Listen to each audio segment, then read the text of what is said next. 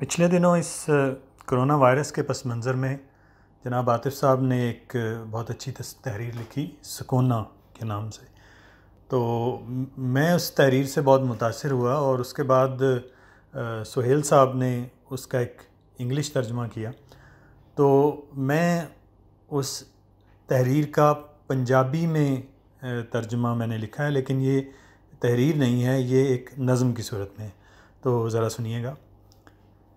एक अनोखा वायरस यारो दुनिया ते सी आया, एक अनोखा वायरस यारो दुनिया ते सी आया, कुछ पासे ते सब सी चंगा किते हनेर मचाया।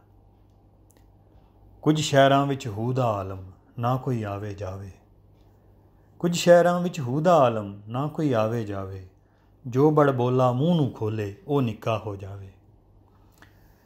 पीर मिनिस्टर मौलवी जनरल एंकर शैंकर कोई भी बच ना पाया, पीर मिनिस्टर मौलवी जनरल एंकर शैंकर कोई भी बच ना पाया, सब सी मूँह लकाउंदे फिरदे सब नूं पड़थू पाया।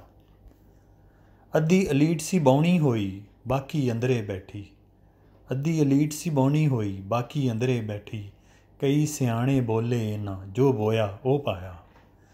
चूंडियां आले मास्क सन बनदे मूँह नूं बंद कराउण, चूंडियां आले मास्क सन बनदे मूँह नूं बंद कराउण, फिर भी आदत छड़ ना पावन ये गल्लां कर जावन।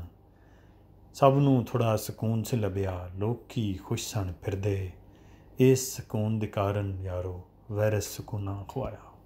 शुक्रिया।